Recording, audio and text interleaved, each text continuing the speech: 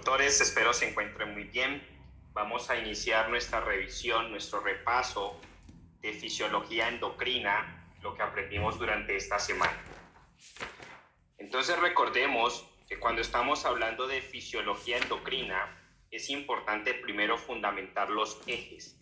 Recordemos que en todo hay un eje, pero recordemos que ese eje parte desde una activación hipotalámica. Entonces es importante recordar los aspectos hipotalámicos. Recordemos que tenemos hipotálamo que genera una prolongación y esa prolongación viene a formar la pituitaria posterior. Entonces tenemos aquí el hipotálamo, ese hipotálamo viene y genera unas raíces axonales que forman la pituitaria posterior. Pero recordemos que la pituitaria anterior tiene un origen embriológico distinto a la pituitaria posterior. Por lo tanto, representamos la pituitaria anterior en un color diferente. Entonces, aquí estamos dibujando la pituitaria anterior. Ahora recordemos que necesitamos tener un punto de referencia para ver la ubicación anatómica. Y ese punto de referencia son dos estructuras anatómicas. Entonces, primero tenemos el quiasma óptico. Y por el otro lado tenemos los cuerpos mamilares. Entonces estos son los cuerpos mamilares. Por lo tanto, la referencia anatómica para la pituitaria posterior son los cuerpos mamilares. La referencia anatómica para la pituitaria anterior es el quiasma óptico. Ahora recordemos que cada una de esas porciones de la pituitaria básicamente se va a encargar de liberar ciertas hormonas. Entonces tenemos que las hormonas que se liberan a partir de la pituitaria anterior son la ACTH, son la TSH, la hormona del crecimiento, la hormona folículo estimulante y la hormona luteinizante. Ahora, de las hormonas secretadas a partir de la pituitaria posterior tenemos solamente estas dos, hormona antidiurética y la oxitocina.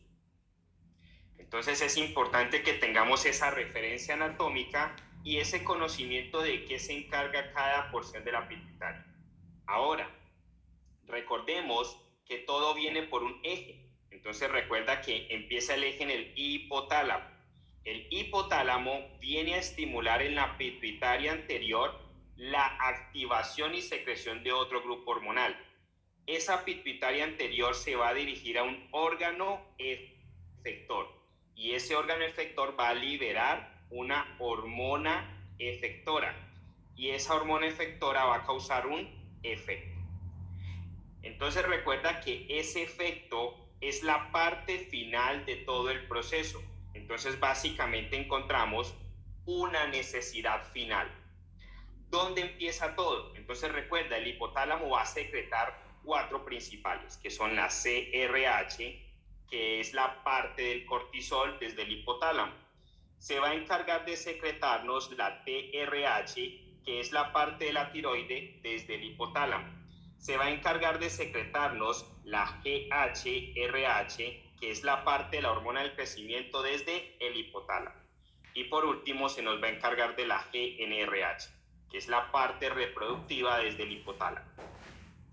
Ahora, el hipotálamo, después de haber secretado alguna de esas hormonas principales superiores, va a empezar en un proceso de escalamiento. Entonces se viene a estimular en la pituitaria anterior la liberación de ACTH. Entonces la liberación de ACTH viene de la CRH, estimulación de la CRH en pituitaria anterior. Se viene de la TRH la estimulación de la TSH. Entonces la TRH, que es la Thyroid Release Hormone, va a estimular en la pituitaria anterior la liberación de TSH. Posteriormente tenemos que la GHRH se va a ir a la pituitaria anterior a generar la liberación de hormona del crecimiento. Y la GNRH se va a ir a la pituitaria anterior a estimular la liberación tanto de FSH como LH, folículo estimulante luteinizante. Ahora, después de que la pituitaria anterior ha liberado eso, ¿para qué lo libera? Para que esas moléculas, sea la ACTH, la TSH, la GH, FSH o LH, se vayan a un órgano efector. y ese órgano efector va a generar la liberación de otra molécula efectora. Entonces, ¿cuál es el órgano efector en la línea de la CRH-ACTH? Las glándulas suprarrenales. ¿Cuál es el órgano efector en la línea de la TRH-TSH? La glándula tiroidea. ¿Cuál es el órgano efector de la GHRH cuando activa la hormona del crecimiento? El hígado. Pregunta de examen. ¿Cuál es el órgano efector de la FSH? Los ovarios. ¿Cuál es el órgano efector de la LH? Los testículos. Entonces, después de que se han activado esos órganos efectores, ¿qué hace? Liberar otra hormona.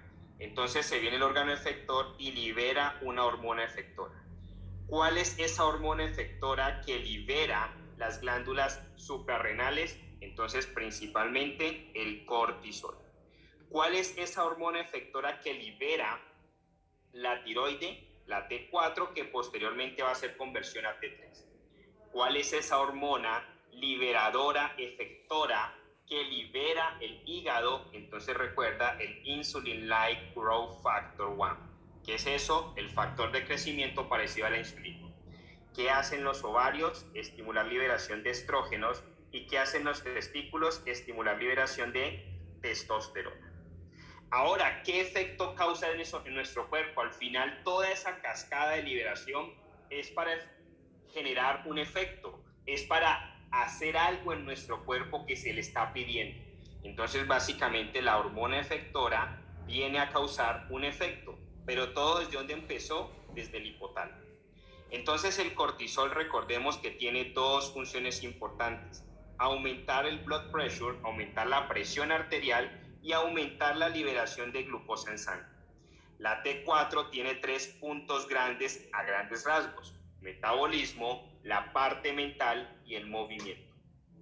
La hormona del crecimiento, a través de la liberación hepática de la hormona de crecimiento parecida a la insulina tipo 1, lo que hace es generar crecimiento y división celular. Los estrógenos se van a encargar de todos esos procesos que nos generan la reproducción. Entonces se dan los procesos de maduración de espermatozoides, maduración ovárica, maduración de óvulos, etcétera, etcétera.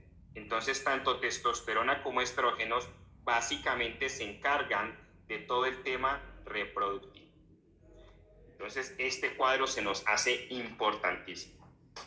Ahora recordemos que tenemos hormonas o ejes o ciclos endocrinos que son necesarios para vivir. Si no los tenemos, nos morimos. Si el paciente no tiene esas hormonas, se va a morir en cuestión de minutos. Entonces, recuerda, si no tenemos quien nos aumente la presión, si no tenemos quien nos aumente la glucosa en sangre, le va a dar un choque hipotensivo, le va a dar un estado hipoglicémico severo, un choque hipotensivo que no responde a vasopresores. ¿Por qué? Porque no hay cortisol. Para que los vasopresores puedan estimular los receptores alfa 1 y generar vasoconstricción, necesitan cortisol. Entonces, paciente que tiene hipocortisolismo, se te va a morir en minutos. Paciente que le estás dando prednisolona y se la suspende súbitamente, se te va a morir por estado hipoglicémico y por choque hipotensivo. Entonces, el eje de la CRH-ACTH, glándula suprarrenal cortisol, es obligatorio tenerlo funcionando perfecto, al menos para mantener liberación de cortisol en sangre. Diferente si tienes un paciente con hipercortisolismo, que aparece el estado de Cushing. No se te va a morir inmediatamente, se va a poner obeso, le van a salir estrías, la cara con forma de luna, pero no se te muere. Pero en el estado de hipocortisolismo se te muere. ¿Qué pasa si un paciente no libera T4? El paciente no libera T4, se te pone hipotiroideo, básicamente va a perder función mental, va a perder función metabólica y va a perder función de movimiento. Se te muere el paciente, hace bradicardia, choque y se te muere. Por lo tanto, el eje de CRH y TRH son obligatorios para la vida. No pueden tener ausencia. Sí pueden tener exceso. Un paciente puede estar hipertiroideo y no se te muere ya. Un paciente puede tener hipercortisolismo y no se te muere ya. Pero si un paciente tiene 0 de T4, se te muere. Si un paciente tiene 0 de cortisol, se te muere. Ahora, ¿qué eje endocrino es necesario para crecer? Para dividir las células y generar más hiperplasia e hipertrofia. Se necesita la GHRH. Entonces, todo el eje endocrino de la hormona del crecimiento es lo que permite la división y multiplicación celular. ¿Cuál es el eje necesario para reproducirse? Entonces, el de la GNRH.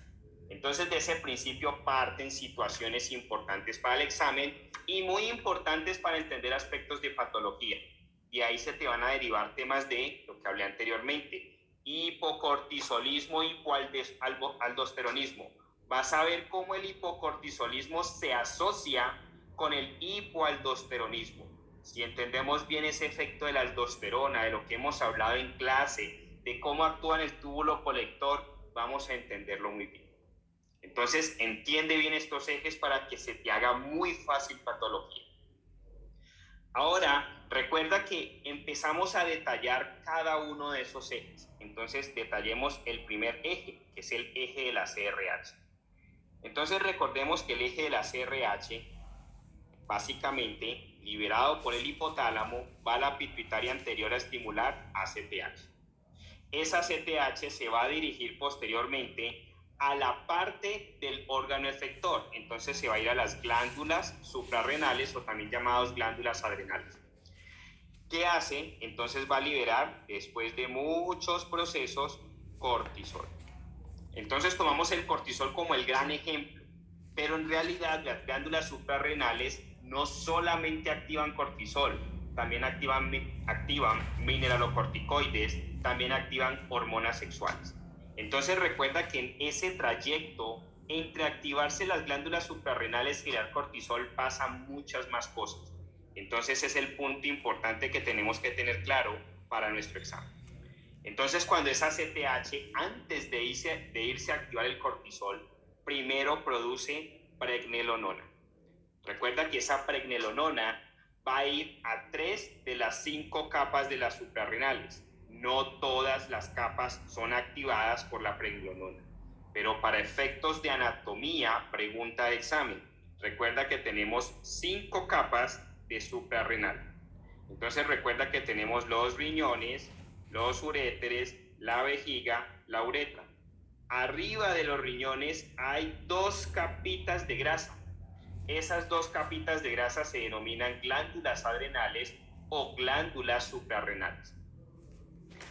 De punto de vista anatómico también es importante el drenaje. Recuerda que por aquí pasa la vena cava, la derecha drena en un punto distinto de la izquierda. La izquierda viene a la vena testicular, la derecha va directamente a la vena cava. Esa es la razón por la cual también pasa lo mismo en el riñón. Cuando los pacientes tienen masas en el riñón izquierdo, pueden hacer varicocele, pero eso lo veremos más adelante. Simplemente hay como un dato adicional. Entonces recuerda que esa parte de las glándulas suprarrenales, o ese órgano que está ahí arriba del riñón, se divide en 5 capas.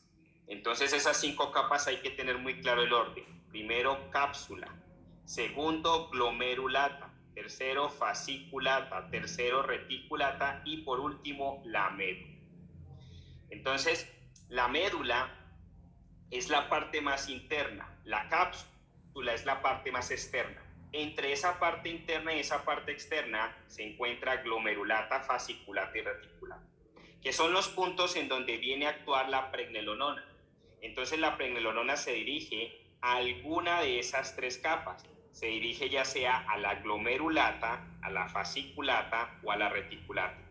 Recuerda que hablamos en el eje inicialmente que viene ACTH glándula suprarrenal, y de una se va al cortisol. Entonces esa es la visión general. Pero recuerda que en ese paso entre glándula suprarrenal y cortisol tenemos que detallarnos en este punto. Ok, la glándula suprarrenal va a liberar cortisol, pero resulta que el cortisol lo libera directamente de la fasciculata. Pero ¿qué pasa de la glomerulata o qué pasa de la reticulata? Recuerda que aquí hablamos de 3 enzimas importantes: la 11-hidroxilasa, la 17 hidroxilasa y la 21 hidroxilasa. Entonces tenemos 11 hidroxilasa, tenemos 21 y 17 hidroxilasa. ¿Y para qué sirven esas enzimas? Entonces esto es uno de los casos donde el cuerpo usa combinaciones enzimáticas para regular la activación perfecta de la capa perfecta en el momento perfecto, en la necesidad exacta. Imagínate que el cuerpo activara locamente las glándulas suprarrenales, entonces empezaba a salir mineralocorticoides, a salir glucocorticoides y a salir hormonas sexuales. Cuando el cuerpo dice yo no necesito hormonas sexuales, entonces verías por ahí un paciente de un momento a otro excitado, o un paciente de un momento a otro que empieza a tener un coma hiperosmolar por exceso de azúcar, o un paciente que de un momento a otro se empieza a hinchar sin razón alguna porque está reteniendo sodio. Entonces el cuerpo es inteligente, sabio, dice vamos a activar la capa que se necesita para este momento, para la necesidad exacta. Entonces dice, como las necesidades del cuerpo pueden ser en este momento retener líquidos porque probablemente nos estamos deshidratando o porque hay un mecanismo alterado por el sistema renina-angiotensina-aldosterona, vamos a retener sodio a través de la activación de aldosterona. Entonces, si el cuerpo dice que necesita específicamente eso, entonces el cuerpo dice, como necesitamos activar solamente glomerulata, vamos a usar la 21 y la 11 hidroxilasa y no usa la 17. Y el cuerpo ya sabe que usar esas dos enzimas está dando la orden y la señal para que se active la glomerulata para que libere mineralocorticoides. Ahora, ¿qué sucede si el cuerpo dice quiero activar solo fasciculata? Entonces activa las tres enzimas, 17, 21 y 11. Y de esa forma activa la liberación de glucocorticoides. Ahora, ¿qué sucede si el cuerpo dice no, necesito hormonas sexuales, necesito andrógenos? Entonces solamente activa la 17 hidroxilasa. Esta es la forma más sencilla. Si tú lo vas a ver en el First Aid, eso se ve un desespero, no sabes para dónde van esas flechas, para dónde va la vía. Simplifícalo a lo que necesitas en el examen. ¿Quieres activar glomerulata? Activas 21 y 11 hidroxilasa. ¿Quieres activar fasciculata? Activas 17, 21 y 11 hidroxilasa. ¿Quieres activar reticulata? Activas 17 hidroxilasa. Punto. ¿Qué hace la glomerulata? Liberar mineralocorticoides, control de sodio, aldosterona. ¿Qué hace la fasciculata? Liberar glucocorticoides, como por ejemplo el cortisol. ¿Qué pasa cuando un paciente, y esto es un dato adicional que te va a servir para patología, le estás dando prednisolona? Resulta que la prednisolona al final es un análogo del cortisol. Es como estarle dando cortisol al paciente.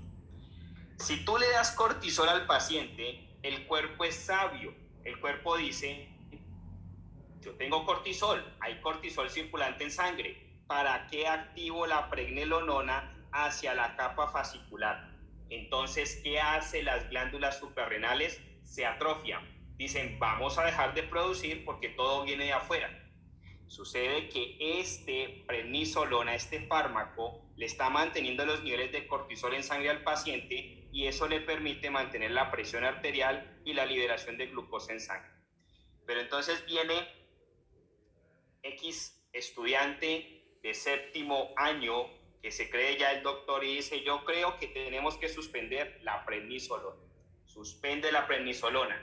Ese paciente inmediatamente se le caen los niveles de cortisol, inmediatamente se le cae la presión arterial, inmediatamente se le cae la liberación de glucosa en sangre. ¿Qué te hace? Un choque hipotensivo, hipoglicemia severa, y es un choque hipotensivo que no te responde a vasopresores. Tema típico que le pasa a los niños cuando hacen básicamente un infarto de las glándulas adrenales. Hacen una sepsis secundaria a una meningitis, la sepsis se extendió, dañó las glándulas suprarrenales, ese niño se muere de un choque hipotensivo y no importa cuánta norepinefrina le coloques, no va a responder porque no hay cortisol. Entonces mira la importancia de entender fisiología para futuros efectos de patología. ¿Qué pasa cuando un paciente tiene deficiencia de la 11 hidroxilasa? ¿Qué pasa cuando un paciente tiene deficiencia de la 17-hidroxilasa? ¿Qué pasa cuando un paciente tiene deficiencia de la 21-hidroxilasa? Futuramente lo veremos en patología, pero quiero generarles la necesidad de que tengan que estudiar fisiología. Si no estudias fisiología, si no entiendes este fundamento, cuando vayas a estudiar patología, te toca memorizar, que es más difícil, o te toca devolverte a estudiar fisiología. Ahora recuerda, la glomerulata está liberándonos aldosterona. Y recuerda que la aldosterona tiene una gran importancia en el tema de control de volumen. Conéctalo a lo que estudiamos la semana pasada en fisiología cardiovascular. Recuerda que dibujamos nuestro corazón. Y recuerda que nuestro corazón es esquemático. Tenemos la válvula tricuspidia, la válvula mitral, la válvula pulmonar y la válvula aórtica. Recuerda que la válvula pulmonar se conecta a la arteria pulmonar. La arteria pulmonar se conecta a los pulmones. Entonces toda esa sangre que llega a los pulmones básicamente va a salir de los pulmones hacia la aurícula izquierda. Y de la aurícula izquierda básicamente va a pasar al ventrículo izquierdo para salir por la aorta. Entonces esta es la aorta. Recuerda que todo el volumen que llega al corazón derecho se denomina retorno venoso. Ese retorno venoso es una cantidad de volumen, 100 litros, 10 litros, 5 litros, 1 centímetro de agua, lo que sea, pero es una cantidad de volumen. Y el volumen por sí solo ocupa un espacio, y ese espacio que ocupa genera una presión. Entonces eso va a generar la presión en la aurícula derecha. Esa presión en la aurícula derecha está dada por volumen y eso se va a trasladar hacia el corazón izquierdo como preload, como precarga. Esa precarga se va a trasladar hacia el ventrículo izquierdo como end diastolic volume, volumen de final de diástole, y sale como cardiac output o stroke volume. Al final, ¿qué es? Volumen. Y ese volumen, ¿qué lo determina? ¿Cuánto orinas? ¿Cuánto tomas de agua? ¿Cuánto retiene tu cuerpo de agua? ¿Cuánto sudas? ¿Cuánto gastas? ¿Cuánto gasto energético tienes? Al final, todo lo termina controlando el riñón. Entonces, el riñón tiene un punto específico, el túbulo colector. Entonces, recuerda, túbulo contorneado proximal, asa, túbulo contorneado distal y túbulo colector. Ese túbulo colector lo ampliamos aquí. Recuerda que el túbulo colector tiene un intercambiador. ¿Entre qué? Entre sodio y potasio. Un tema fácil y rápido para tu examen y para tu vida clínica. Cuando tienes a un paciente con patologías, con trastornos hidroelectrolíticos, normalmente el potasio va en contra del sodio. Y el tema es por el punto del túbulo colector. ¿Por qué? El túbulo colector, estimulado por la aldosterona, le dice al intercambiador, pásame sodio. Ese sodio, ¿a dónde se mete? Al sistema sanguíneo. Entonces se viene y se mete el sodio al sistema sanguíneo. Pero le dice, tú me pasas sodio y yo te regalo potasio. ¿A quién se lo regala? Al túbulo colector. ¿Y el túbulo colector qué es lo que va a hacer? Va a orinar. Básicamente está acumulando todos esos líquidos que vamos a orinar. Entonces el potasio es eliminado en la orina. ¿Qué pasa si un paciente tiene hiperaldosteronismo? Es decir, tiene exceso de activación y producción de aldosterona. Retiene más sodio. Entonces, ¿qué hace el cuerpo? Hipernatremia, porque este sodio se empieza a meter al sistema sanguíneo. Pero resulta que sacó del sistema sanguíneo el potasio para regalárselo al túbulo colector. Entonces los niveles de potasio en sangre caen, pero los niveles de potasio en orina suben. Entonces le toma muestra de orina. Si quisieras investigar el potasio en orina, está elevado, pero el potasio en sangre, ¿cómo está? Disminuido. Si quisieras tomar niveles de osmolaridad en orina de un paciente que tiene hiperaldosteronismo, la osmolaridad está caída. ¿Por qué? Porque todo el sodio lo está dejando en sangre. La osmolaridad urinaria caería. ¿Qué da la osmolaridad? No lo olvidemos, doctores. Sodio, azúcar y el boom. Si por lo tanto el sodio en orina está caído porque todo lo estamos dejando en sangre, entonces osmolaridad urinaria caída, osmolaridad sérica aumentada, estado de sodio en sangre hipernatremia. Si tienes el lado contrario del hipoaldosteronismo, que muchas veces se une con el hipocortisolismo, pasaría todo lo contrario. Pero vuelvo y le repito, la intención es generarles a todos la necesidad de que fundamenten bien fisiología. Por eso les estoy mostrando ciertos visos, ciertas cosas de patología. Las veremos en patología, pero déjenlo muy claro en fisiología. Entonces, si entendemos esa parte, básicamente entendemos todo el aspecto que posteriormente se nos viene en los temas de patología. Entonces, tomemos mucha conciencia de la necesidad de entender bien fisiología. Entonces, no lo olvides, aldosterona estimula en el túbulo colector la retención de sodio corporal y la eliminación de potasio en el lumen del túbulo colector. Entonces, ¿eso qué genera? El agua dice, el agua para donde vaya, y esto pasa en el intestino, por eso se generan diarreas diarreas acuosas, perdón. Porque alguna situación, por ejemplo, alguna bacteria aumentó los niveles de GMP o AMP cíclico, genera liberación de sodio al lumen intestinal, entonces el agua dice, para donde se va el sodio me voy yo. Entonces se mete el agua al lumen intestinal y generas una diarrea acuosa. Es el mecanismo de muchas bacterias. Ahora, ese mismo mecanismo funciona aquí. Si tú entiendes y te pones en tu cabeza, el agua siempre persigue el sodio. A donde se mete el sodio se va el agua. Si se mete mucho sodio al espacio intracelular, se mete mucho más agua al espacio intracelular y turge, hincha la célula. Si la célula pierde sodio, la célula se deshidrata. Entonces, el punto que tenemos que tener claro es que el agua se viene buscando el sodio. ¿Por qué? ¿Por qué el agua busca el sodio? Porque la única forma de controlar los estados osmolares es diluyendo el azúcar, el sodio y el PUM.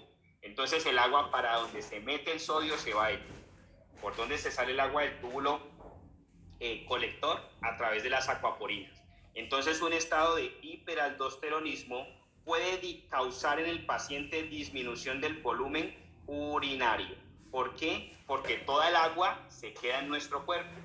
Entonces, se ha quedado, ¿por qué? Para disolver ese sodio, para disolver la osmolaridad. Entonces, ¿qué pasa con el retorno venoso? Se aumenta. ¿Qué pasa con la presión en la aurícula derecha? Se aumenta. ¿Qué pasa con la precarga? Se aumenta. ¿Qué pasa con el volumen de final de diástole? Se aumenta. ¿Qué pasa con el cardiac output? Se aumenta. ¿Qué pasa con el stroke volume? Se aumenta. Ve encadenando cardio con la parte renal, con la parte endocrina. Importantísimo. Esa es la situación por la cual muchos pacientes hipertensos terminan en un círculo vicioso. Y un paciente hipertenso ya se considera por definición, así su corazón no tenga daño estructural, en un estadio NIHA 1. ¿Eso qué quiere decir? Básicamente el paciente hipertenso, recordemos, tenemos en el riñón, tenemos arteria aferente y arteria eferente. Básicamente el paciente hipertenso hace vasoconstricción y hace vasoconstricción también en las arterias renales. Cuando el riñón percibe esa vasoconstricción, es más, el riñón no percibe vasoconstricción, sino por efectos hidráulicos, hemodinámicos. Si tú tienes este orificio y ahora lo haces más pequeño, eso genera aumento de la presión y disminución del volumen. En cambio, por este espacio había menos presión y mayor volumen. Ahora, si el riñón percibe menos volumen, el riñón siempre piensa que las caídas de volumen son secundarias a estados de hipovolemia. Siempre. Digamos que el riñón tiene una sola neurona, entre comillas, y esa sola neurona le da para pensar solamente hipovolemia.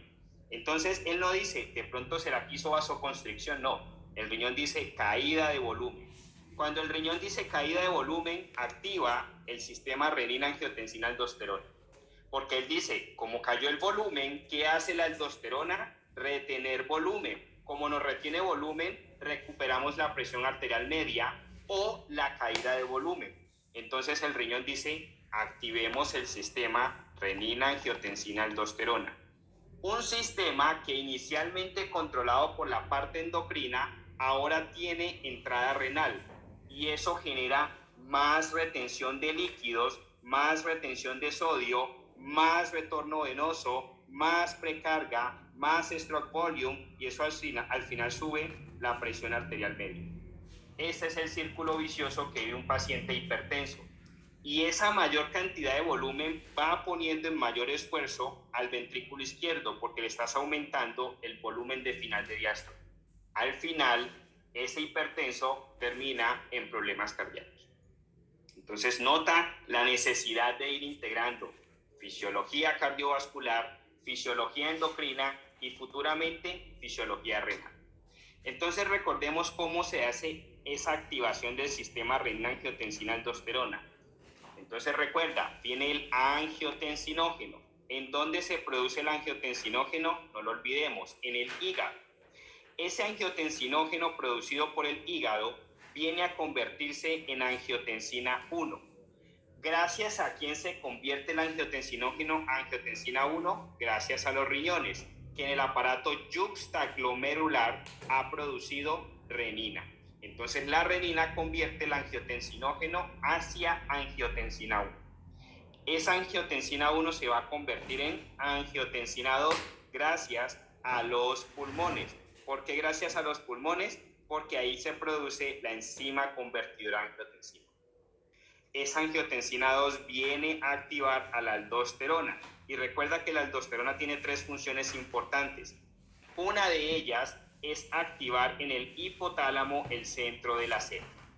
Otra de ellas es ir al túbulo colector a retener sodio para que se aumente la retención de agua. Importante, doctores. No lo olviden, la necesidad de integrar todo.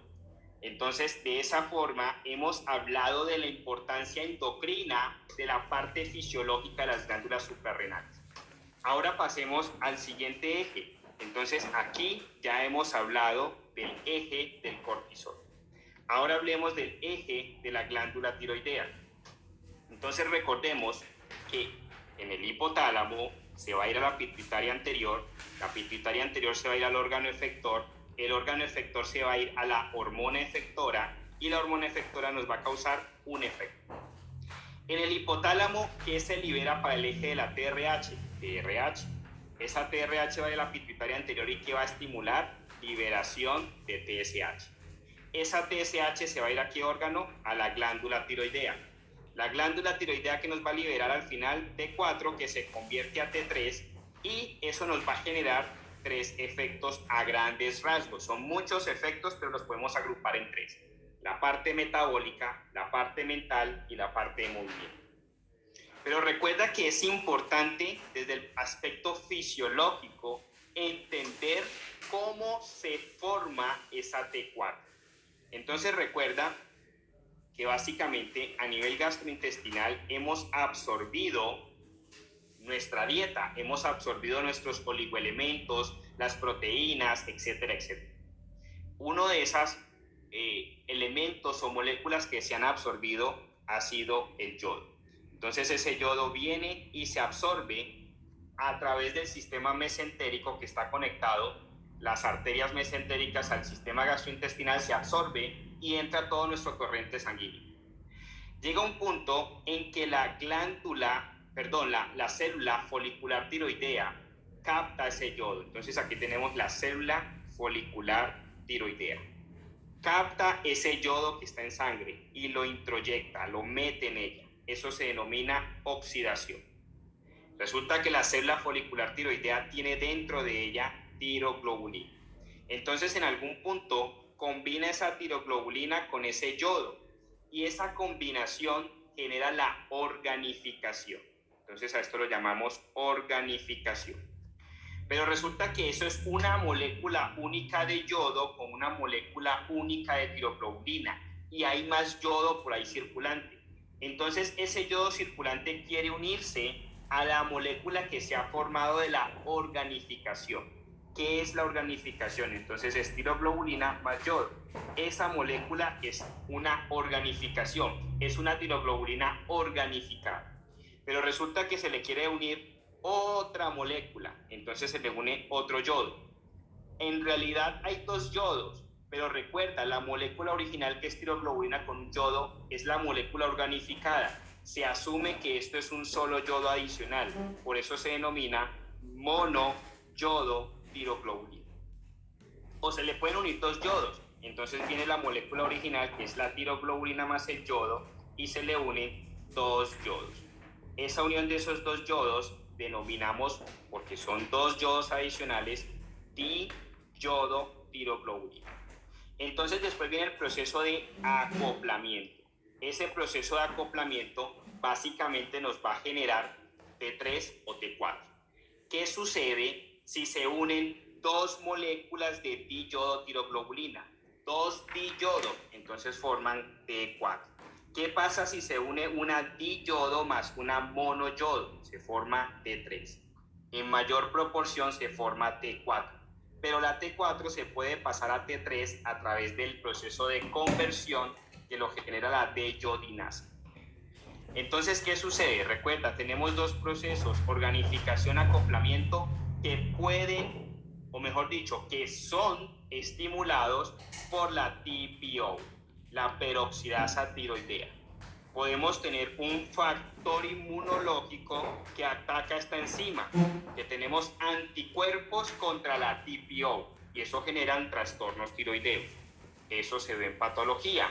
Por ahora intentamos el concepto fisiológico e intentamos la necesidad de entender fisiología para que podamos trasladarnos posteriormente a patología. Recuerda, la TPO puede ser bloqueada por la PTU, que es la propiotiuracil, o el metimazol. Y recuerda que la PTU o el propiotiuracil, mejor llamado, puede bloquear la deyodinasa. Entonces puede afectar el propiotiuracil el proceso de conversión. Ahora, ¿qué sucede? Esa T3 es liberada en sangre. Esa T3 se libera en sangre para ejercer los mecanismos que ya hemos hablado. Movimiento, la parte mental o metabolismo. Cuando hablo de metabolismo, movimiento gastrointestinal, absorción gastrointestinal. Efecto mental, o soy como medio lento, como medio pasivo en mi procesamiento mental, o soy muy acelerado al punto que parezco algo psicótico. Entonces, la parte tiroidea influye mucho en el comportamiento de las personas, cómo se mueven, cómo hablan, cómo piensan. Son taquicárdicos, son como de una personalidad un poco acelerada o son de una personalidad un poco lenta. Eso tiene mucha influencia por la parte tiroidea. Ahora, tiene mucha influencia la alimentación. Si un paciente no consume yodo en cantidades adecuadas, no importa que el eje esté bien, el paciente no te va a hacer T3, T4 y el paciente te puede hacer alteraciones tiroideas. Entonces, en esas alteraciones tiroideas nos aparecen dos puntos: el paciente hipertiroideo y el paciente hipotiroideo. Básicamente aquí solamente vamos a mirar expresiones clínicas, no vamos a mirar la fisiopatología ni la patología tiroidea. Eso lo veremos en patología. Pero recordemos el eje, viene todo por TRH. La TRH básicamente estimula TSH.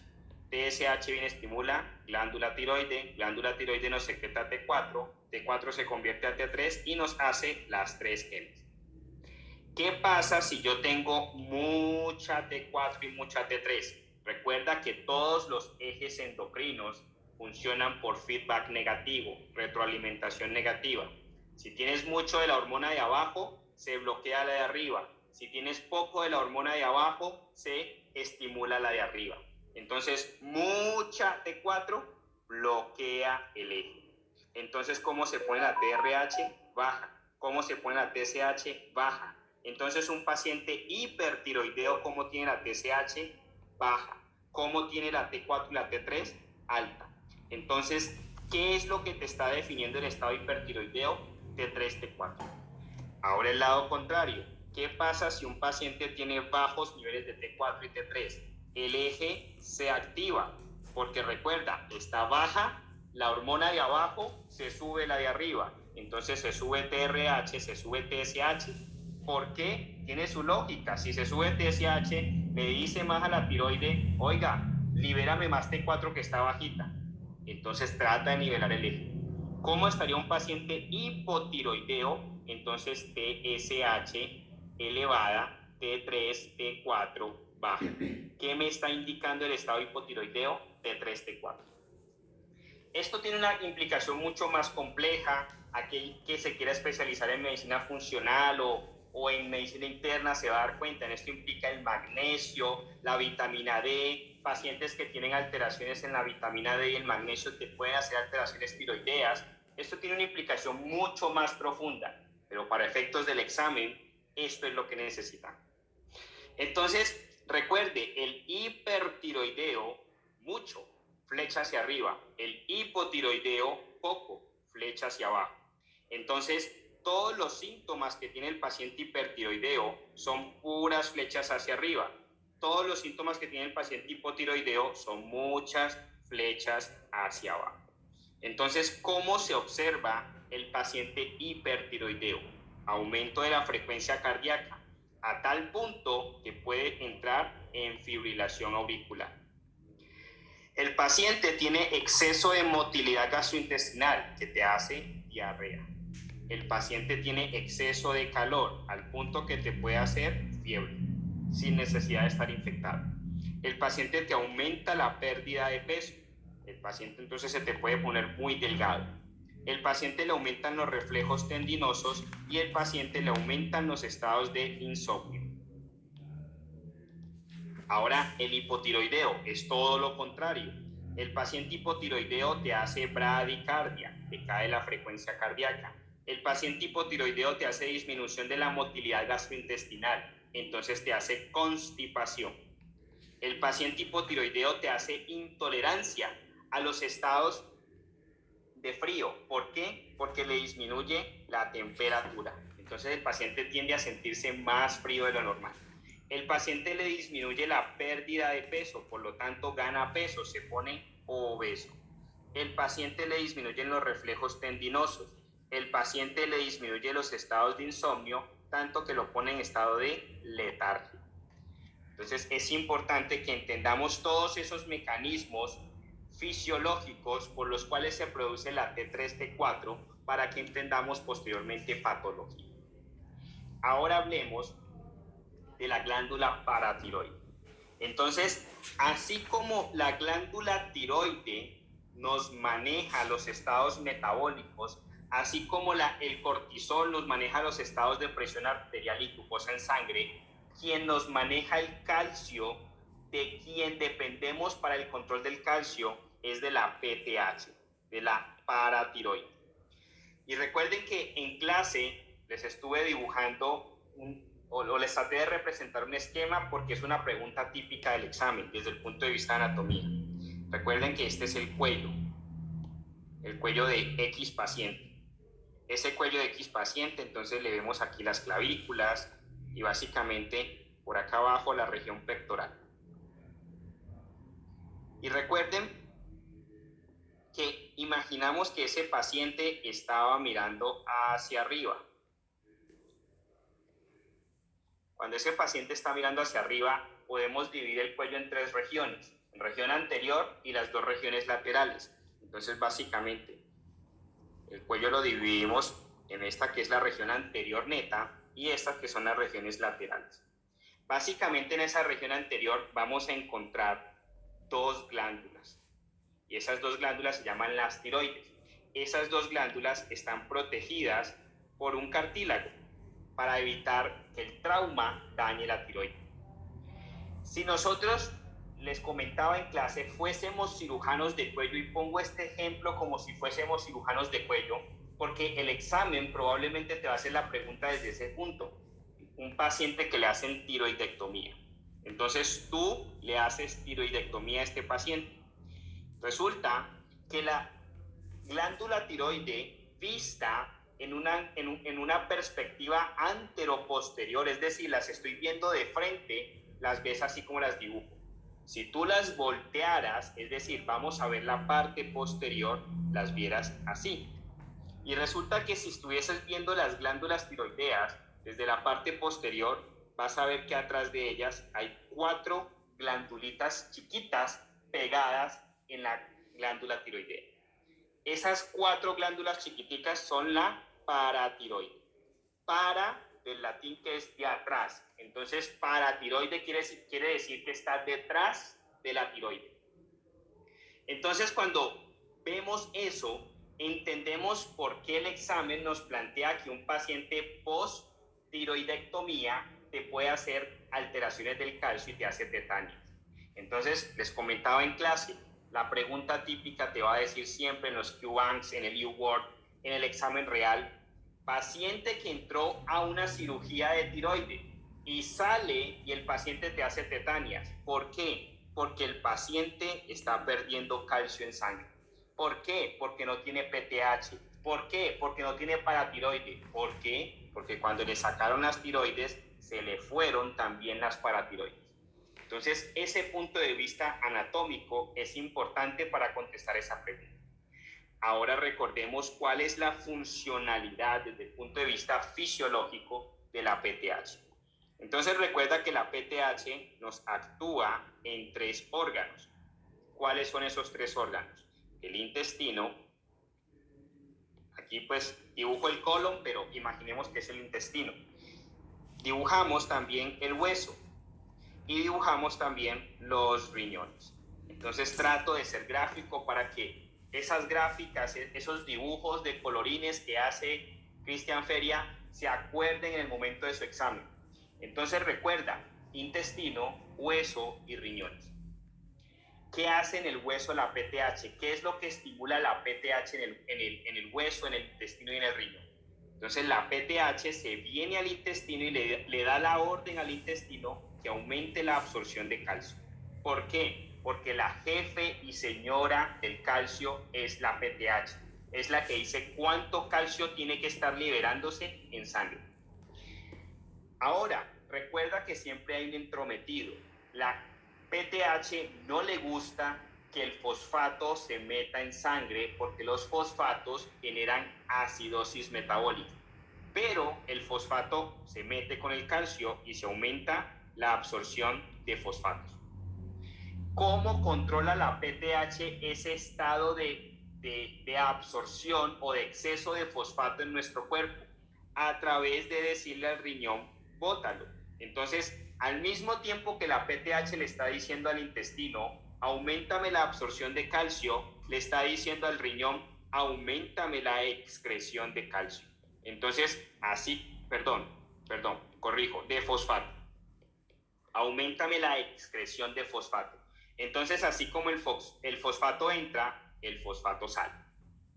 De esa forma, el cuerpo evita los estados de alteraciones por fosfatos que puedan llevar a acidosis metabólica.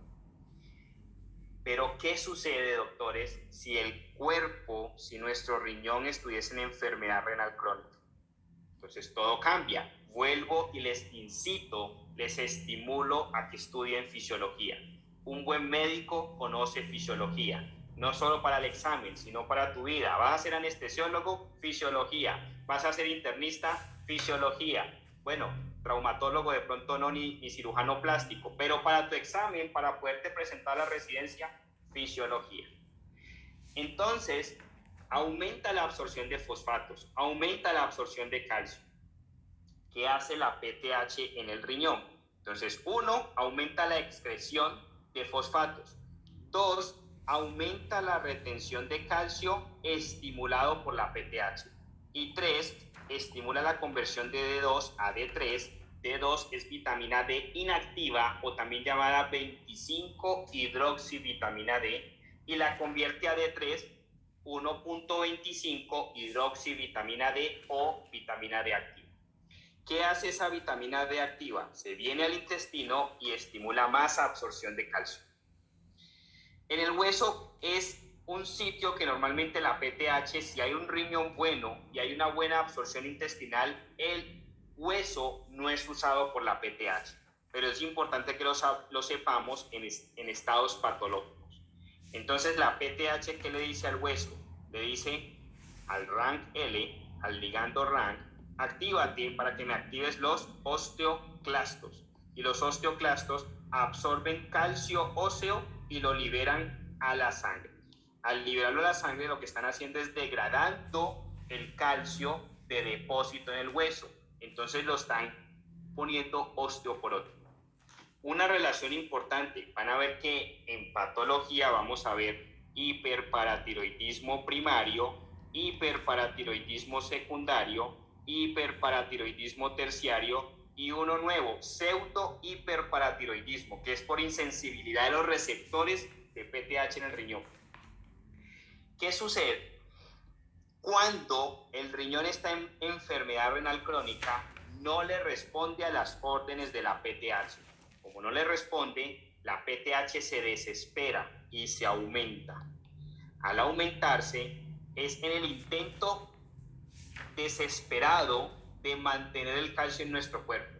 Cuando el riñón está dañado, está en enfermedad renal crónica, invierte los roles.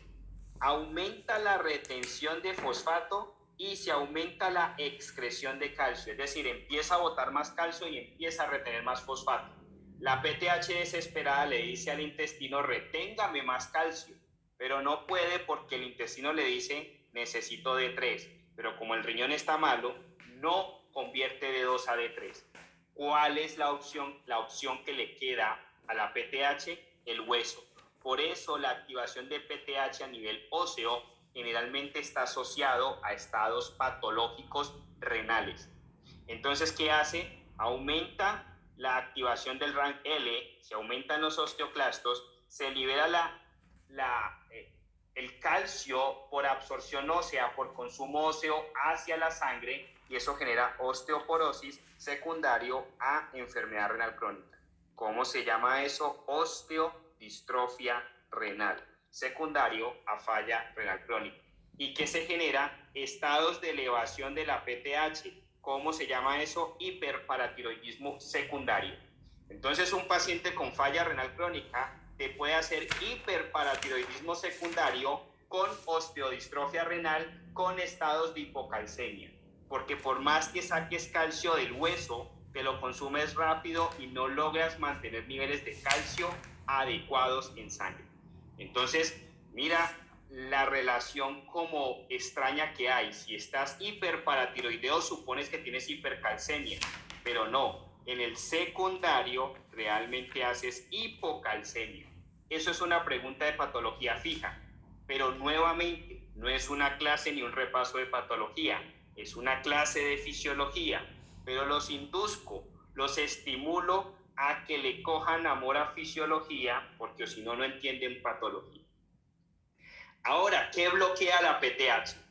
La PTH se ve bloqueada por los aumentos en sangre de calcio. Entonces, todos esos puntos en donde está actuando la PTH están liberando calcio. Cuando el calcio llega a un punto ideal, ese mismo calcio viene y bloquea la PTH. Pero recuerda que la jefe de bloqueo para la PTH se llama calcitonina. De esta forma, doctores, hemos repasado fisiología de la glándula paratiroidea. Es un punto súper importante para el examen. Vamos a tomarnos unos minutos de descanso. Por favor, vacíen la colostomía. Por favor, hagan diálisis, tómense un vaso de agua, un vaso de té, un vaso de café, estírense y nos vemos en unos minutos.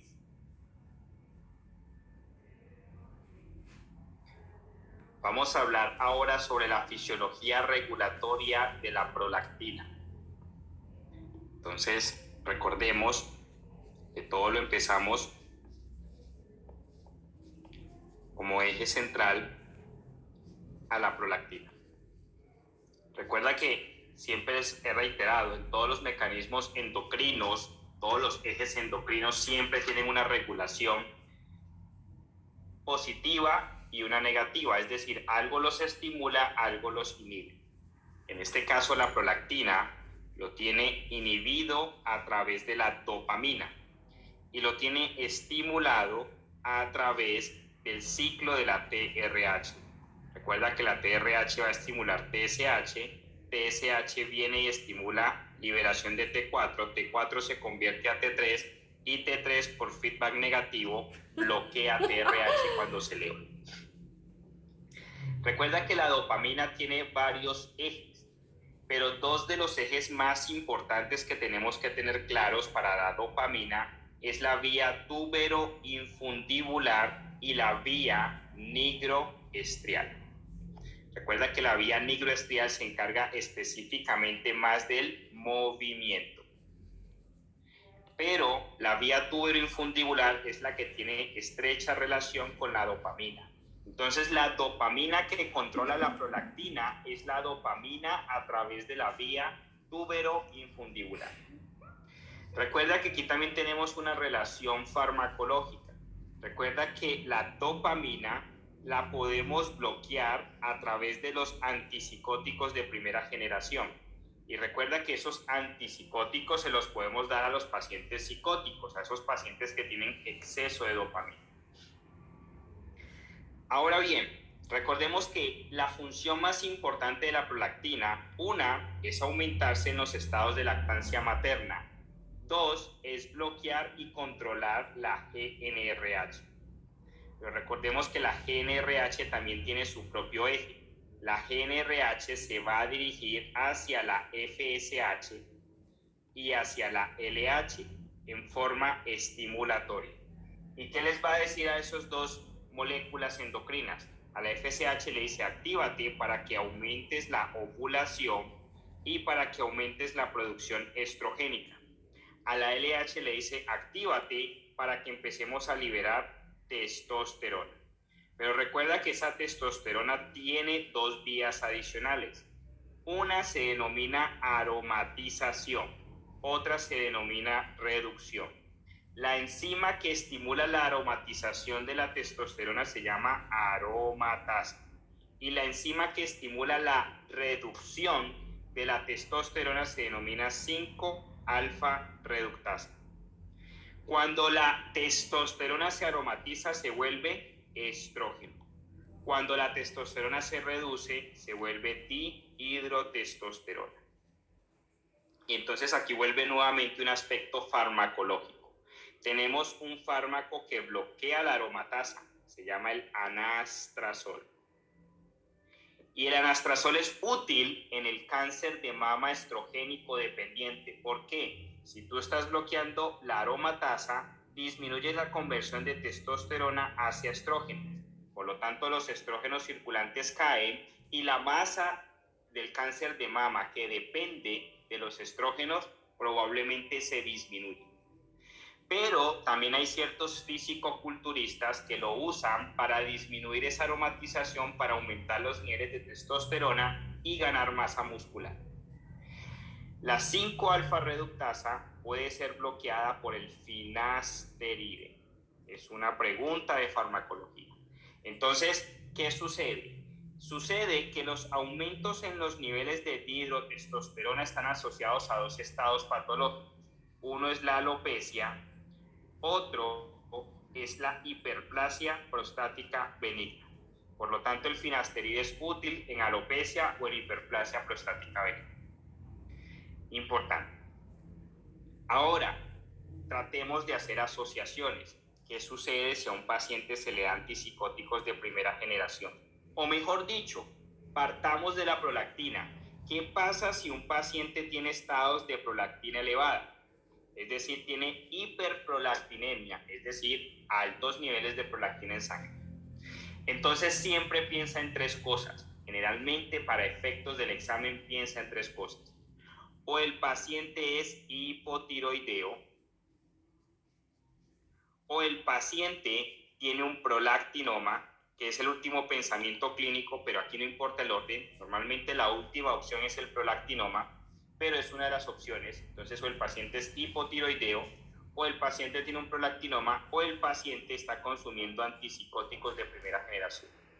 Son las tres causas más grandes dentro del examen, desde el aspecto patológico, que pueden llevar a un paciente a un estado de hiperprolactinemia. Entonces, ¿qué sucede si un paciente tiene altos los niveles de prolactina? Se bloquea la GnRH. Si se bloquea la GnRH, cae la FSH. Si cae la FSH, cae la ovulación. Cae la ovulación, caen los niveles de estrógenos. Si se bloquea la GnRH, cae la LH, caen los niveles de testosterona. Por lo tanto, clínicamente, ¿cómo vemos eso? Entonces, la caída de la ovulación se expresa como amenorrea. La caída de los niveles de estrógenos básicamente pueden verse en muchos temas en la mujer: sensación de calor, sensación de mal estado de su genio, etcétera, etcétera, pero principalmente amenorrea. ¿Cómo se ve la caída de la LH? Entonces, básicamente con caída de la testosterona. ¿Y cómo se expresa clínicamente esa caída de la testosterona? Disminución de la libido. Esos aumentos de prolactina pueden generar galactorrea.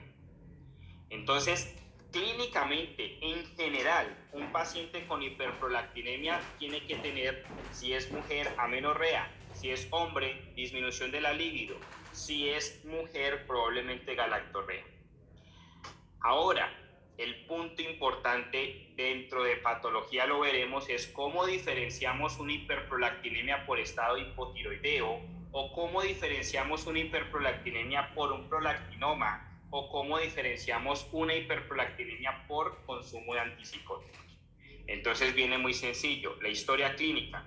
Si la pregunta te está diciendo paciente esquizofrénico en tratamiento con antipsicóticos de primera generación, entonces tú dices, esa hiperprolactinemia es por el fármaco. ¿Cómo lo tratas? No le das nada, le cambias el fármaco, le quitas ese antipsicótico de primera generación y se lo cambias por otro. Pero ¿qué pasa si el paciente te presenta con un estado de disminución de la libido, o una mujer con amenorrea, y le tomas una TSH y está elevada, una T3 y una T4 y están caídas? El estado de hiperprolactinemia es por hipotiroidismo. Pero ¿qué sucede si TSH está normal, T3 está normal, T4 está normal? La historia clínica te dice que no tiene ningún trastorno psiquiátrico como para que esté consumiendo antipsicóticos de primera generación, pero el paciente te dice que tiene hemianopsia bitemporal, es decir, que no ve por los lados. Y esto lo vamos a ver en la parte de neuro. Pero vemos un adelanto. Recuerda que una cosa son los campos visuales, otra cosa es cómo ve el ojo. Recuerda que el ojo, realmente aquí lo dibujo en rojo, el ojo ve diferente. Entonces, la parte nasal o medial del ojo está mirando la parte temporal o lateral de los campos visuales. Es decir, lo que tú crees que está viendo a los lados, realmente lo está evaluando la parte nasal, la parte medial de tu ojo. Y resulta que tu ojo, en algún punto, se le cruzan las fibras nerviosas que están evaluando eso. Las que van a los lados, si van tal cual, van derechitas. Y después eso lo veremos en neuro, hace unas radiaciones ópticas, y eso pueden venir las cuadrantanopsias, las hemianopsias mediales o laterales. El punto importante aquí es anatomía. Resulta que exactamente en esa decusación que llamamos quiasma óptico está la silla turca, y exactamente dentro de la silla turca está la pituitaria, y en la pituitaria está una porción que produce la prolactina. Cuando se hace una masa productora de prolactina, esa masa comprime el quiasma óptico. Al comprimir el quiasma óptico, daña la parte nerviosa del ojo que ve la parte nasal, pero que evalúa la parte lateral. Por esa razón, los pacientes con prolactinomas, pregunta fija de examen, te hacen hemianopsia bitemporal. No ven lo que le pasa por los lados. Típica pregunta, mujer que iba manejando, más que una mujer, un hombre. Y ya lo explico por qué. Un hombre que iba manejando y se estrella en la interestatal, en la I-10, en donde sea, porque no vio el carro que le pasaba por los lados. ¿Y por qué típicamente es el hombre el que llega a hemianopsia bitemporal? Resulta que el estado de hiperprolactinemia genera en la mujer amenorrea. No hay cosa que más le asuste a una mujer que no le llegue el periodo menstrual. Entonces está tan asustada que consulta, y eso hace que, si el estado de amenorrea no es por embarazo, la primera razón de amenorrea que hay que descartar siempre es embarazo, no es por embarazo, sino por hiperprolactinemia, genera un microadenoma. Tan pequeño es el adenoma que no alcanza a comprimir el quiasma óptico. Pero un hombre, generalmente, cuando empieza a tener problemas de la libido, piensa que es por edad, y no consulta. El adenoma crece y crece y crece al punto que llega a comprimir el quiasma óptico y genera hemianopsia bitemporal. Vuelvo y los incito. Si tienen buen estudio y buen entendimiento de fisiología, doctores, patología se les hace sencillísimo. Entonces, por favor, fundamenten fisiología. Esa es la razón por la cual nuestro curso inicia con fisiología. Se les hace la vida más sencilla. De esta forma, doctores, hemos hablado de la fisiología regulatoria de la prolactina. Importante, interacción con farmacología, interacción endocrina, interacción con la parte incluso de cáncer de mama. Importante que tengan claro esto. No lo olviden para que lo tengamos en cuenta para patología. ¿Por qué un paciente con hiperprolactinemia te puede asociar a otros estados patológicos? ¿Por qué el hipotiroideo te puede hacer hiperprolactinemia? Porque la TRH te está estimulando prolactina. ¿Por qué el antipsicótico de primera generación te puede generar hiperprolactinemia? Porque te bloquea la dopamina, por lo tanto no tienes control en contra de la prolactina. Importante. No lo olvides que el prolactinoma es el único de los estados de hiperprolactinemia que te va a hacer hemianopsia bitemporal. ¿Por qué? Por la compresión del quiasma óptico. Ahora, recordemos y evaluemos nuevamente la fisiología de la insulina. Perdón un segundo, tomo un poco de agua.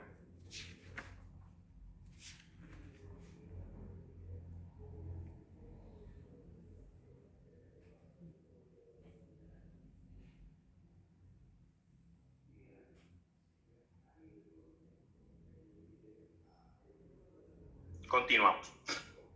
Entonces, hablemos de la fisiología de la insulina. Y recuerda que para aspectos fisiológicos de la insulina tenemos dos puntos importantes: cómo se forma la insulina y cómo es liberada la insulina. Y en esos aspectos fisiológicos, básicamente nos metemos un poco en aspectos bioquímicos. Entonces, para muchos es un poco molesto bioquímica, pero nuevamente traten de mirar bioquímica como fisiología. Es más, a mi concepto bioquímica es fisiología, sino que es fisiología desde el aspecto molecular. Cómo funciona cada paso del cuerpo molecularmente es fisiología molecular. Entonces, vamos a interactuar o a interconectar esos aspectos fisiológicos y bioquímicos moleculares que tienen implicación en la parte de la formación y liberación de la insulina. Entonces recordemos que el páncreas tiene tres tipos de células: células alfa, células beta y células delta. Recuerda que las células alfa van a producir y liberar glucagón, las células beta van a producir y liberar insulina, y las células delta van a producir y liberar somatostatina. Entonces, esta parte es para enfocarnos en insulina. Entonces, vamos a representar una célula beta pancreática. Entonces, esta es la célula beta pancreática. Dentro de la célula beta pancreática, como dentro de cualquier célula, hay organelas. Entonces, una de esas organelas es el núcleo. Entonces, el núcleo tiene ADN. Ese ADN, básicamente, tiene la información genética. Recordemos que el ADN internamente tiene unas bases, y esas bases básicamente están guardando una información para una secuencia, protegidas por fuera por algún tipo de azúcar y más externamente protegidas por un fosfato. Y eso se va enrollando y va formando la triple hélice. En algún punto la helicasa viene, desarma esa hélice, y no se preocupen, eso lo vamos a ver en bioquímica, pero la helicasa desarma esa hélice y empieza a colocar un primer por un RNA. Ese primer inicia la síntesis, se hace el RNA mensajero, el RNA mensajero va y lleva todo al RNA de transferencia, el RNA de transferencia empieza a colocar esos aminoácidos hasta que para de hacer la proteína. Pero ¿de qué sirve entender de que todo eso pasa en el ADN? Porque al ADN alguien le ha dicho, le ha dado la información: necesitamos insulina, o necesitamos colágeno, o necesitamos cualquier situación. Entonces, el ADN recibe una información de una necesidad, y esa información de esa necesidad empieza a sintetizar esa molécula que se necesita. Entonces empieza a sintetizar y recordemos que tenemos péptido A, péptido B unidos a un péptido C atado a una señal genética. Y recordemos que ese péptido A y ese péptido B están unidos a través de enlaces disulfuro. Esa unión de péptido A, péptido B, péptido C y señal genética se denomina proinsulina. Y aquí un punto importante, en donde se forma esa preproinsulina, retículo endoplasmático rugoso. Ahora, recuerda que esa señal genética hace un clivaje y se va. Básicamente la señal genética se retira y al retirarse queda el péptido A, queda el péptido B, queda el péptido C, ahora sin la señal genética. Entonces eso se denomina proinsulina. Entonces aquí nos aparece la proinsulina. Ahora el péptido C se retira. Entonces queda péptido A, péptido B. Recuerda que péptido A y péptido B están unidos por enlaces disulfuro. El péptido C se retira, pero en la misma proporción, a esto se le llama ya insulina. En la misma proporción que se ha generado insulina, hay la misma cantidad de péptido C. Es decir, vemos un ejemplo, hay 10 moléculas de insulina, debe de haber 10 moléculas de péptido C. El péptido C clínicamente por laboratorio es medible. Tú puedes tomarle a un paciente niveles de insulina endógena y niveles de péptido C. ¿Y eso para qué es útil? Resulta que hay 3 situaciones que el examen te evalúa. El insulinoma, las sulfonilúreas, pregunta fija de examen, nadie se escapa de las sulfonilúreas. Y aparecen las insulinas exógenas. Entonces, paciente diabético o un paciente en cuidados intensivos o un paciente hospitalizado, tú le cambias el esquema de insulina para darle insulina regular, para inyectarle insulina. Ya no le vas a dar los esquemas de casa, sino que le vas a dar el esquema de paciente hospitalizado. ¿Qué sucede con el péptido C? Resulta que el péptido C solo es producido de forma endógena, es decir, solo lo produce nuestro cuerpo. Por lo tanto, si tú le aplicas a un paciente insulina y le vas a medir péptido C, probablemente esté más bajo que los niveles de insulina, porque no se está produciendo en nuestro cuerpo. Pero resulta que las sulfonilúreas, que son hipoglicemiantes orales, sí elevan los niveles de péptido C. ¿Por qué? Pregunta de examen. Resulta, y atémoslo con la clase que vimos ayer, resulta que estamos produciendo insulina y esa insulina se va a almacenar en unos gránulos. Entonces aquí están todos esos gránulos de péptido A y péptido B, pero ha quedado los mismos niveles de péptido C. Se ha desprendido porque se formó la insulina, pero está en la misma proporción de la insulina. ¿Cuál es el mecanismo de acción de las sulfonilúreas? Para efectos de farmacología siempre entiendan mecanismo de acción y efectos adversos, que es lo más preguntado. El mecanismo de acción de las sulfonilúreas es ser un secretagogo, es decir, estimular la liberación de una molécula ya formada. Es decir, que la sulfonilurea viene y estimula a que los gránulos almacenados se liberen. Por lo tanto, al final es un hipoglicemiante, es un fármaco, pero está estimulando la liberación de insulina ya formada por nuestro cuerpo. Por lo tanto, tiene que tener cada molécula de insulina su equivalente en péptido C. Por esa razón, los pacientes que te pueden hacer hipoglicemia por sulfonilúreas, si le vas a medir los niveles de péptido C, están también iguales de aumentados que los niveles de insulina. Porque las sulfonilúreas no es un hipoglicemiante que tenga insulina o que haga algo diferente a producir insulina exógena. Lo que hace es estimular la liberación de insulina endógena. El insulinoma también te va a elevar los niveles de péptido C, porque es una masa productora de insulina, pero en cambio las insulinas exógenas no elevan los niveles de péptido C, y esto es una pregunta típica de examen, y lo volveremos a ver en farmacología. Entonces es importante ese aspecto. De esta forma se ha formado la insulina.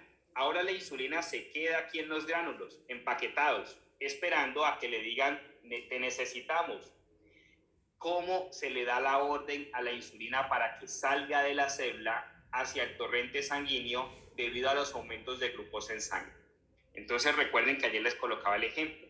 Supongamos, esta es una arteria, que nos hemos acabado de comer una comida así llena de carbohidratos, bien cargada de carbohidratos, y además le hemos metido a esa comida azúcares directos, el daño más grande de nuestro cuerpo.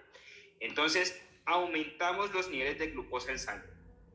Nos acabamos de comer una hamburguesa de McDonald's, una Big Mac, doble carne, un super vaso de Coca-Cola, nos aumentó los niveles de glucosa en sangre. Inmediatamente, nuestro cuerpo debe de responder inmediatamente a esas elevaciones de glucosa. ¿Cómo responde? Liberando insulina en sangre. ¿Pero cómo la libera? Entonces recuerda que parte de esa irrigación arterial le va a llegar a la célula beta pancreática. Entonces la célula beta pancreática posee unos receptores que se denominan los receptores GLUT2. Esos receptores GLUT2 se abren sin necesidad de la insulina. Entonces, ¿qué sucede? La glucosa entra directamente a la célula beta pancreática. Ahora se encuentra la glucosa en el citoplasma de la célula beta pancreática. Toda glucosa en el citoplasma sufre un proceso que se llama glucólisis. ¿Cuál es la única célula que no puede hacer nada más allá de la glucólisis? Es decir, no puede hacer cadena transportadora de electrones, no puede hacer formación de ATP mitocondrial. El eritrocito. Eso es pregunta de examen. El eritrocito no tiene mitocondria. Entonces la glucosa entra y viene a un proceso que se llama glucólisis. Y la glucólisis está definida por la formación de piruvato. Ahora el piruvato, como la célula beta pancreática sí tiene mitocondria, entra a la mitocondria y lo que hace es formar ATP, energía. Esos aumentos en los niveles de ATP estimulan que los canales de comunicación entre el espacio intracelular y extracelular, tanto de potasio como de calcio, se estimulen. Entonces los de potasio se cierran, los de calcio se abren. Como se abrieron los canales de calcio, estimulados por los aumentos de ATP, ese calcio empieza a meterse a la célula. Entonces, ¿qué pasa con el calcio intracelular? Se aumenta. El calcio intracelular funciona como segundo mensajero. Es un transmisor también de información. Entonces, ¿qué hace? Recordemos que teníamos los gránulos de insulina empaquetados. Entonces, esos gránulos de insulina están por aquí. ¿Qué sucede? Ese aumento de calcio estimula como información de segundo mensajero exocitosis de toda esa insulina. Entonces esa insulina sale hacia el espacio extracelular, específicamente al espacio intravascular. Entonces se libera y empieza a llegar toda esa insulina a esos aumentos de glucosa, estimula otros GLUT en otras células para que esa glucosa entre a otras células, a las células musculares, a las células cardíacas, al enterocito, etcétera, etcétera. Y empieza a meter glucosa a la célula. ¿Por qué? Porque la glucosa alta en sangre genera estados hiperosmolares. Y los estados hiperosmolares son dañinos para el endotelio, son dañinos para los nervios. Entonces, de esa forma, hemos activado, primero hemos creado y después hemos activado todo ese proceso de la insulina. Doctores, de esta forma hemos hablado del metabolismo, de la fisiología de la insulina. Ahora, por último, para terminar nuestra revisión de hoy, recordemos un aspecto que no hay forma de explicarlo, no hay forma de encontrarle como una vía explicativa, didáctica, porque básicamente es memorización. ¿Cuáles son las vías de señalización que utiliza el sistema endocrino? Entonces recordemos que tenemos la vía del inosinfosfato 3, el IP3, tenemos la vía del GMP cíclico, tenemos la vía del AMP cíclico, tenemos la vía de los receptores intracelulares directos, tenemos la vía de los que usan tirosinquinasa y de los que no usan tirosina. Entonces recuerda que asociamos por mnemotecnias. Entonces tenemos la primera, que es el gato, con doble G y doble A. Tenemos después la mnemotecnia del malo, del bad. Después tenemos la mnemotecnia de todas las H's. Después en los receptores intracelulares, los que son grasas y hormonas sexuales. Y los receptores de tirosina básicamente son los factores de crecimiento, y los no tirosina, la mnemotecnia es el tiger. Entonces, ¿qué quiere decir la primera? Que los que usan IP3, la primera gato es GNRH, la segunda de gato es gastrina, la tercera de gato es la ADH, y recuerda que les he dicho, esto es una buena pregunta de examen. ¿Por qué? Porque la ADH puede utilizar receptores B1 o puede utilizar receptores B2. Entonces la ADH para receptores B1 es la que usa la vía de señalización del inosinfosfato 3, porque la que utiliza los receptores B2 es la de AMP cíclico. Entonces no te vayas a confundir con eso. La A básicamente es para la otra A, para angiotensina 2. Y la T y la E y la O es TRH y oxitocina. Entonces nota que hemos formado la mnemotecnia gato con doble G y doble A. Ahora, los malos. Entonces te recuerda que esos malos, el GMP, siempre que te hablen de GMP cíclico, para todo en tu examen, piensa en dos cosas: vasodilatación o piensa en sodio. Diarreas por acuosas, por bacterias que afectan el GMP cíclico, es porque están colocando más sodio en el lumen intestinal. Elevación del GMP cíclico a nivel endotelial, vasodilatación. Ponte siempre esas dos premisas con el GMP cíclico para tu examen. Entonces, el cerebro, brain, el atrio y el factor de relajación endotelial. Entonces, ese factor de relajación endotelial es el derivado endotelial. Entonces, tenemos el cerebro, tenemos el atrio y tenemos el derivado endotelial. Entonces, el derivado endotelial es el óxido nítrico. Cada que te hablen de óxido nítrico, piensa en relajación, piensa en vasodilatación. El atrio es el péptido natriurético atrial, entonces el AMP. Y el cerebro es el péptido natriurético cerebral, el PNP. Entonces, cuando te hablen de péptido natriurético cerebral o atrial o óxido nítrico, son factores que usan GMP cíclico. Diarrea acuosa, sodio. Al final, péptido natriurético, están hablando de sodio. Diarrea acuosa, hay más sodio en el lumen intestinal, por lo tanto, la bacteria lo que hizo fue algo con el GMP cíclico o incluso con el AMP cíclico. En el caso de las vías de señalización endocrina, AMP cíclico para todas las H's, entonces recuerda que ahí tenemos la FSH, tenemos la LH, tenemos la ACTH, tenemos la TSH, recuerda, ADH, pero para receptores B2. Por eso es una buena pregunta de examen, porque hay ADH en 2 puntos. No sé si se me pasa alguno, si me falta la PTH y la EHRH, que es el origen hipotalámico para la hormona del crecimiento. La más preguntada, receptores intracelulares directos. Entonces recordemos, el más preguntado, cortisol, T3 y T4.